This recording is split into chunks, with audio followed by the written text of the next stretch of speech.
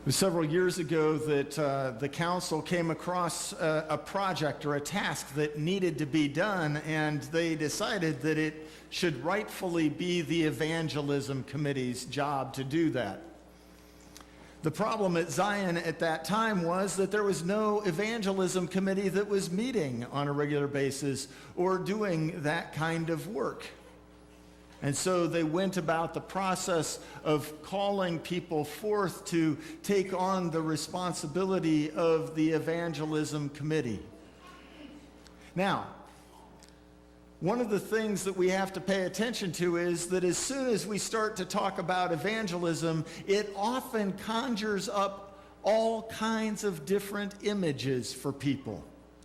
So I'm going to ask you to go ahead and think about what are the things you think about when you hear about evangelists? And what kinds of things are they doing? And where are they doing them? What does it look like? You have that in your head? I'm going to speculate for just a minute. I could be wrong.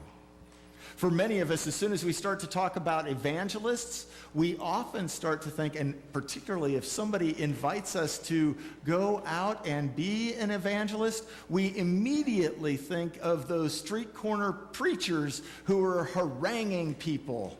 And they have no relationship with those people, but they have words for them, don't they? That could be one image of what an evangelist looks like. Another thing that we might have in mind, and when we think about the work of evangelism, is making sure that we have people out at the front door to shake hands with everybody as they come in for worship. Welcome. We're glad you're here. Welcome. We're glad you made it today. Welcome. I'm not sure I've met you before. Help me out. What's your name? My name is. Some people, when they think of the tasks of evangelism, think of making sure that there are people lined up to have cookies for coffee hour after worship. Important responsibilities these are. Some people only start talking about evangelism when attendance is starting to go down and the offerings with it. And there's anxiety about the survival of the church. And so we start talking about, well, we need to go out and find more people and get them here, because if we can get there, well, if we can get them in the pews, then we can get their bucks in the plate and we can survive for a little longer. Maybe you've never heard that conversation.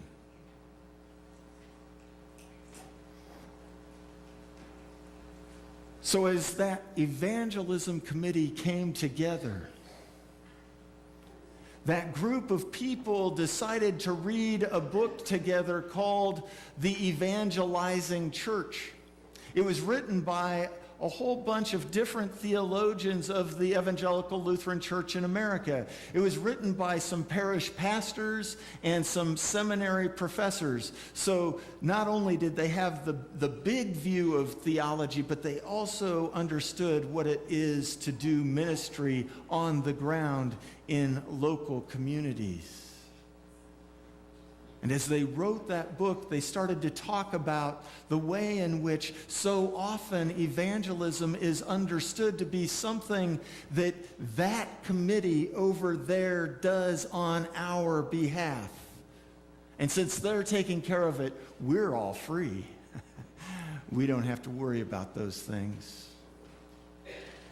And indeed, evangelism often is understood in that kind of institutional survival kind of way, that if we can just make sure that the evangelism team is doing their job so that we can get the butts in the pews, so that we can get the bucks in the plate, then we'll be all right. And what they wrote in that book is that as long as that is the understanding of evangelism, it must die.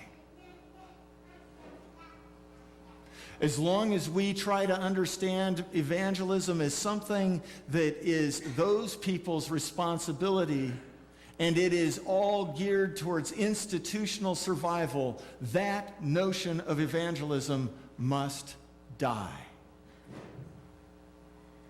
And in saying that, they affirmed what Paul is speaking to that congregation in Corinth today. You remember that the people in Corinth, Paul's model was to go out and start a congregation, teach them the basics of faith, get them started, and then he would say, now you guys figure out how to be church in this place. It wasn't until much later, hundreds of years later, that we started into this model that said, well, churches have to be doing the same thing everywhere in order to be church. Back in Paul's time, he got them started and they said, now you figure out how to live this faithfully where you are. But they got into fights over how to do that. So they invited Paul to answer some questions. They wrote him a letter and he wrote letters back. That's what we have. That's what we're reading. And in the process of that, he says that if I proclaim the good news of Jesus Christ, that's no credit to me. It's not anything I can boast about, because quite frankly, proclaiming the good news that we have in Jesus Christ is an obligation that I have received, that I have been commissioned for this work. And if that's true, then what is my reward? Well, my reward is that the gospel, that the good news of Jesus Christ is shared with everyone freely. That's the good news. But I don't know if you quite heard it. When he's talking like that, he's also kind of saying to that congregation to whom he is speaking, and you too, as you committed yourself to this faith in Jesus Christ, as you committed yourself to what this all is, you too have been commissioned to share the good news of Jesus Christ, to tell others about who this God is. And guess what? You too, as the body of Christ, receive this same commission through the waters of baptism.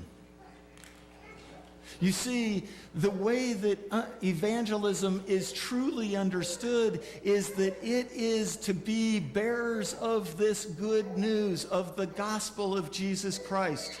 Or, more clearly, evangelizing is the work of introducing people to Jesus.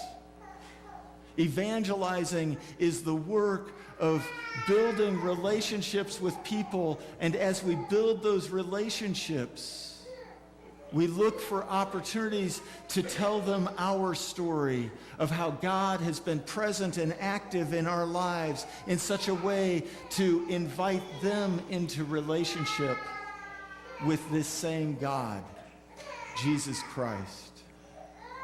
And so, guess what? For a church to be a living church, we cannot relegate evangelism to that group over there and the rest of us get to opt in or opt out as we please.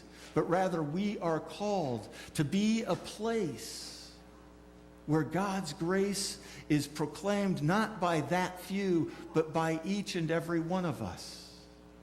Today, during the baptism rite, as we celebrate the sacrament of holy baptism, there is a moment where we will turn to parents and sponsors, and we are going to ask you, do you commit yourself to introduce Avery to Jesus?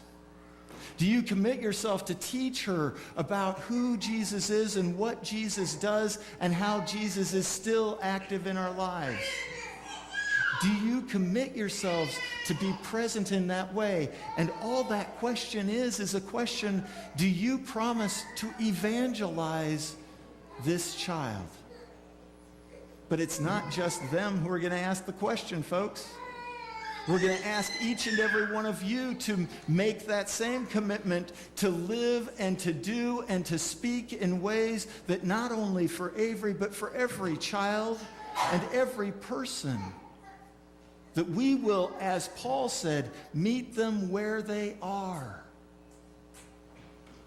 To the Jew I became as a Jew, and so forth and so on. Meet people where they are. Learn their highs, their lows. Learn their joys and their sorrows. Walk with them in their walk in such a way that we become more and more clear about what it is that they need to hear, and watch for those opportunities to share and to introduce them to Jesus.